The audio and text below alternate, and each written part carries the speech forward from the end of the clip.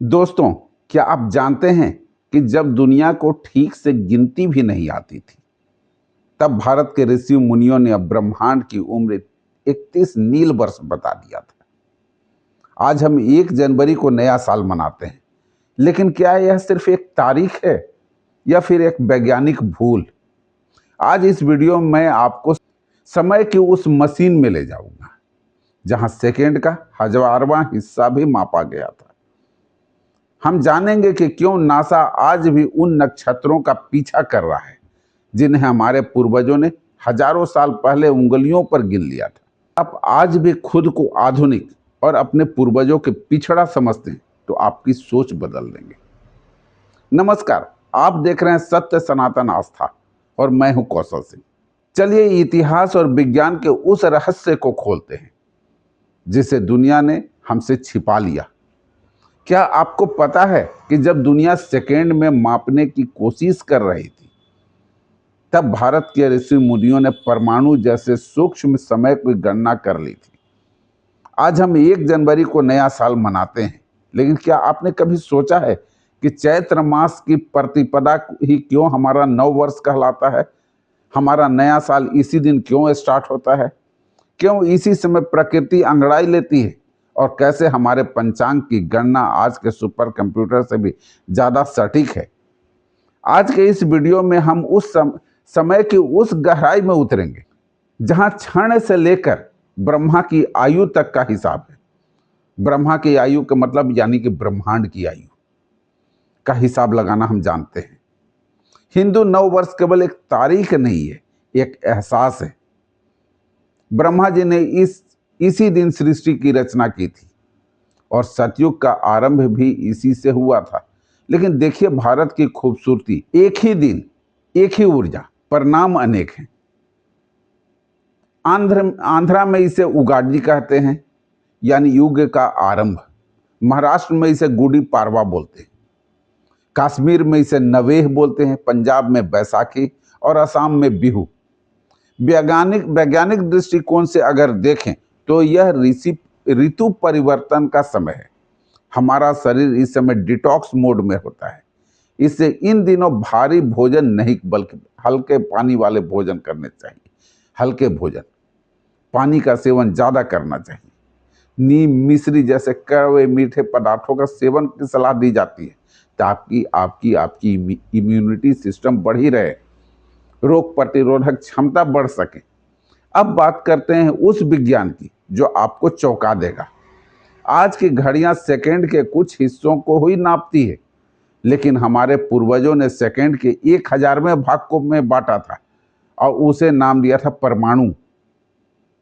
इसे ऐसे समझिए, पलक झपकने के समय को निमेष कहा गया। 15 काष्ठा इक्वल टू 1 दंड होता है। 2 दंड इक्वल टू 1 मुहूर्त, जिसे 48 मिनट का 1 मुहूर्त कहते हैं। 30 मुहूर्त मिलाकर के 1 अहोरात्र यानी दिन और रात के पूरे समय को यानी फुल 1 दिन के अहोरात्र बोला जाता है। सोचिए, जिस समय दुनिया में गिनती नहीं आती थी, हमारे पास समय को मापने की इतनी बारीक पैमाने थे। क्या आपने कभी ब्रह्मा की आयु के बारे में सुना है? ब्रह्मा यानी कि ब्रह्मांड। यह सुनकर आपके रोंगटे खड़े हो जाएंगे। हमारे शास्त्रों के अनुसार सतयुग 17,28,000 वर्ष का है। कलयुग 4,32,000 वर्ष का, जिसमें हम सभी अभी हैं वर्तमान में। और अब इन चारों युगों को मिलाते हैं तो बनता है एक चतुर्युगी। ऐसे 71 चतुर्युगी का एक मनवंतर होता है। गणित यही खत्म नहीं होती। ब्रह्मा जी के एक दिन का आयु 4 अरब 32 करोड़ साल है। यानी मॉडल साइंस भी आज ब्रह्मांड की उम्र इसी अरबों खरबों के स्केल पर देख रहा है, जिसे भारत हजारों साल से पहले ही लिख चुका है। आज पूरी दुनिया जनवरी वाले ग्रिगोरियन कैलेंडर से चलती है, लेकिन हमारा विक्रम संवत अंग्रेजी कैलेंडर से 57 साल आगे है। यानी ग्रिगोरियन कैलेंडर जब आरंभ हुआ उससे 57 साल पहले से हमारा यह कैलेंडर चालू हालत में है, क्योंकि वर्तमान में ग्रिगोरियन कैलेंडर के हिसाब से 2026 हो रहा है। लेकिन विक्रम संवत के हिसाब से 2083। हमारा कैलेंडर सूर्य और चंद्रमा की गति पर आधारित है।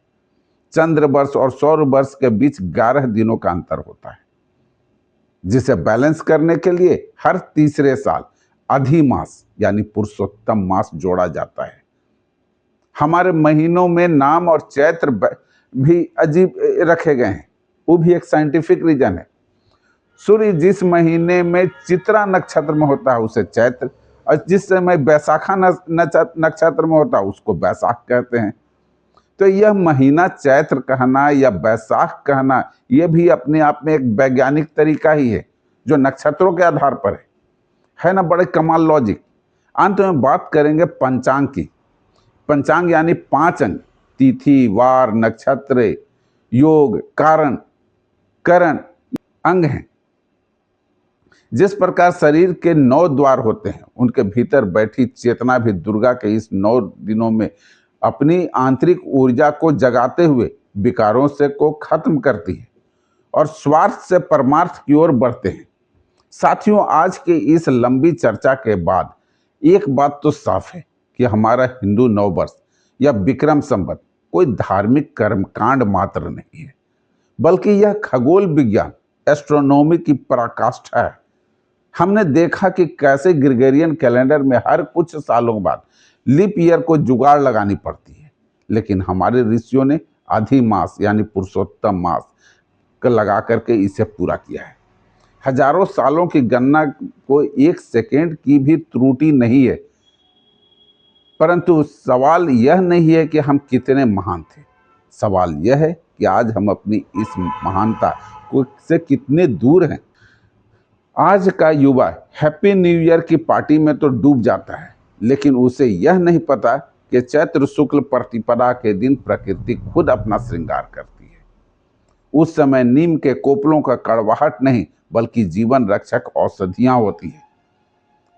समय की जो सूक्ष्मतम गणना से लेकर मनवंतर तक की है, वह हमें सिखाती है कि भारतीय संस्कृति में समय और केवल टिक टिक करती घड़ी नहीं है, बल्कि यह एक चक्र है।